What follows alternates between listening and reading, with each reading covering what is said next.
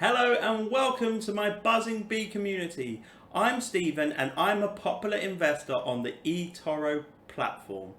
First of all, I'd like to ask you if you could please like this video and subscribe to my channel. That will really help me to spread the reach to the community as much as I can.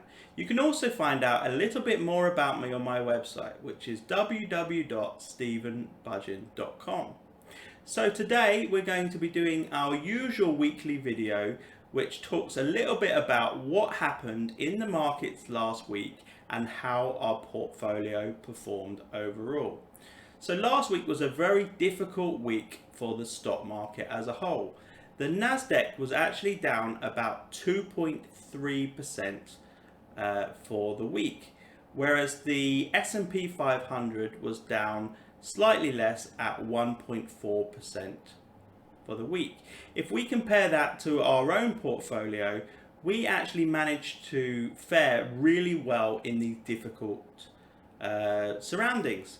So we managed to be 0.1% up for the week, which is actually really tremendous if we consider obviously what happened in the stock market, but also the fact that Bitcoin also had a drop last week. So I'm really proud of the way that our portfolio has held up, and I think a lot of that is because I spend a lot of time and attention to look at the different correlations between my stocks and my assets to make sure that if there are some difficult times in the stock market, that we are well placed to weather that storm. There are a few reasons why the stock market may have sold off heavily last week, and one of those key reasons is around the narrative inflation, and it's something that we heard a lot about in 2021 but also in 2020 during the pandemic.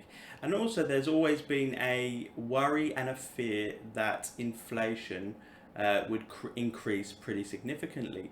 Well, this week there was actually some data released in the US which said that the CPI index, which stands for the Consumer Price Index, which measures inflation, had actually grown pretty significantly over the course of the year. So the CPI index actually grew by 4.3%, and that was compared with the consensus expectations of 3.8%. So this was higher than expected. There was also some representatives from the Federal Reserves who said although they were surprised that inflation was that high, they'd also expected it, and it was part of the short-term strategy that inflation would increase, and they expected that over time it would get back to a more normal rate and a rate of about 2%, which they had always been aiming at. I think the main worry around inflation is that they may have to increase interest rates in order to curb the inflation rate. And I think, to me, this is not really a surprise or something that's just come out of the blue, because we all know that they significantly increased the money supply in 2020 and gave out a lot of stimulus. And we also knew that there was going to be an increased amount of spending as COVID restrictions had actually start to be lifted. So this is not really a surprise. And I think although at some stage they may look at increasing the interest rates, I don't think that this is something that we need to worry about too much. And I think they're more likely to be as responsible as possible and make sure that there is good growth in the economy before they start to increase these interest rates. And they're likely to do this very slowly. So I think it's something that, although we need to keep an eye on, I wouldn't be overly concerned about. There was also some good data that was actually released in the US as well, which says that many kind of leisure and recreation activity is increasing. And this is actually boosted by the fact that they actually put in some regulations now where people are allowed to visit nightclubs and restaurants without wearing masks and without doing social distancing, which should encourage more and more people to do recreational activities in the US and indoors. So this should be pretty good for the economy, as long as it's safe to do so. And I think this is another reason why this week we also saw some released data which said that the jobless claims in the US were actually at a pandemic low. So this is really kind of good signs in the economy. As we now move on to Europe, the UK in general is doing very well on the vaccination program front. They're now vaccinating under 40-year-olds, and a significant amount of the population have now been vaccinated either with 1 dosage or 2 dosages of various different vaccinations. So that's really good for the economy. They are also still planning to lift the restrictions in May and allow people with more freedom to be able to conduct different types of activities that they haven't been able to conduct during COVID-19. This is despite some concerns around the Indian variant in the UK. Obviously, there's quite a large Indian population in the UK. The EU also decided to stop all non-essential travel to and from India, as they are a little bit concerned about the Indian variant, as many other countries are in the world. There was also some good data that was coming out of Europe, which said that they actually expect growth rates to be higher than they had initially expected at the beginning of the year. So they have actually revised those up from 3.8% to 4.2% for 2021. So this is a good sign that they're expecting the economies to open up again and businesses start to thrive as the vaccination programs heat up. In China, we saw some strong economic data, and one of these data points was that China automobile sales had actually increased by 8.6%. And this just shows that there's significant appetite in the Chinese market from consumers to buy such luxury items as cars.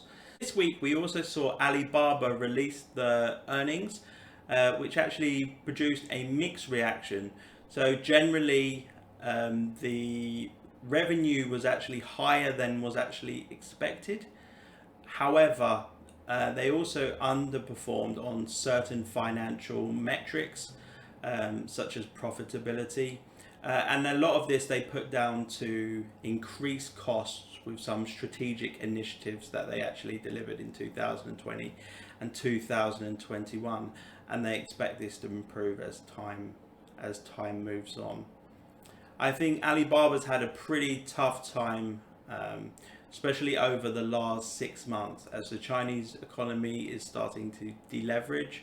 As well as some very strict regulations that have been put in place for internet-based companies in China. And I think now a lot of this has blown over, and that they paid the fine for anti-monopolistic practices. And I expect them to improve as time goes on. And I think that if we're patient with this stock, I think it's going to perform very well in the future. There was also some further talk around increased house prices, real estate prices in China mainland. This has been a problem for a while. So there's been a lot of government officials and also local governments talking about increasing tax on real estate, which they hope will start to curb some of the increases in price that had got a little bit out of hand. As we move on now to the top 5 performing stocks of last week in our portfolio. Number 1, the best performing stock in our portfolio last week was Vista Outdoors. Vista Outdoors make a lot of different outdoor equipment, but also gun ammunition and other outdoor supplies. And they've actually performed really well in 2020 and 2021 as a whole, But this was further boosted by a recent earnings report, which was very good, which showed that they actually increased their revenue and their profitability, and that there was lots of tailwinds in their favour. The outdoors actually increased by 8.5% last week. The second best performing stock in our portfolio last week was 𝗱𝗶𝗀𝗲𝗃, and they actually increased by 6.75% last week. And I think a lot of that is to do with the fact that they are planning to do a lot of different divestitures, which allows them to be able to kind of concentrate more on their key pharmaceutical drugs that they kind of want to move forward with. This is very much a turnaround company, and they have struggled over the last few years. But they have a strong management team in place, and I think that they're going to turn this around nicely with a much more kind of focused company and focused approach. Third best performing stock in our portfolio last week was Bausch Health, and they were actually up 3.53% for the week. Bausch Health actually very recently announced that they're planning to spin off their eye care division as a separate company. I think this is expected to cause a lot of value for shareholders, and I think that this is why, despite a tough market this week, that has increased in price. And the actual CEO, 𝗁𝗂𝗶𝗴𝗲, is actually going to move over to the new spinned off eye division. So I think this could be very good news for the stock moving forward and for shareholder value. Fourth best performing stock this week was Dropbox with a 2.75% growth, and it continues to go to strength and strength, and has actually done a lot of bolt-on acquisitions this year. The fifth best performing stock in our portfolio was eBay, and it actually grew by 1.81% for the week, despite a difficult week in the Nasdaq as a whole. eBay has done pretty well since I added it to our portfolio just a few weeks ago. So a few weeks ago it sold off on a difficult earnings report that they actually released, in which revenue and profitability was pretty good. However, the forward-looking forecast didn't show much growth, which led to a big sell-off. And a lot of that was to do with the expectations that people would start to use retail more as the economy started to open up. However, I think although that there could be a slight knock in the short term, I think the novelty of going to retail stores will wear off, and I think that we have developed a lot of habits where people are going to continue to shop online. And I expect that stock to continue to grow from strength to strength, and I think it will be a good grower in our portfolio. As we move on to crypto now, the week in crypto was actually very mixed. So the week actually started off with Bitcoin recovering really well, and actually had hit 58,000 at the beginning of the week. However, as the week progressed, there was a tweet from Elon Musk which said that Tesla had decided to stop taking Bitcoin payments for its cars due to environmental concerns. Although that this was a bit of a blow, I'm not particularly that worried about it. And the reason is because Tesla have not sold off their Bitcoin holdings, and they still hold Bitcoin on their balance sheet. Also, the fact that I never really expected too many people to be buying Tesla cars with Bitcoin, because quite frankly, why would you swap a inflationary asset such as fiat for a disinflationary asset such as Bitcoin, which is likely to go up in value over time? So it really didn't make a huge amount of sense, but it was very good for legitimacy of cryptocurrency. Also, the environmental debate has been going on for many years, so this is not anything new, and many of these environmental concerns have been debunked over the years, and there is more and more emphasis on Bitcoin miners actually using renewable energy sources such as wind and solar, and also hydrogen powered mining. And I think that this will become a null and void point in the future. So not something that I'm particularly worried about, although it was pretty unhelpful of Elon Musk. So Bitcoin actually finished the week at under $50,000 and it's currently sitting at about 49,000 at time of making this video. I still think that Bitcoin has a lot of room to grow, and I think that it's just suffering a little bit at the moment due to two things.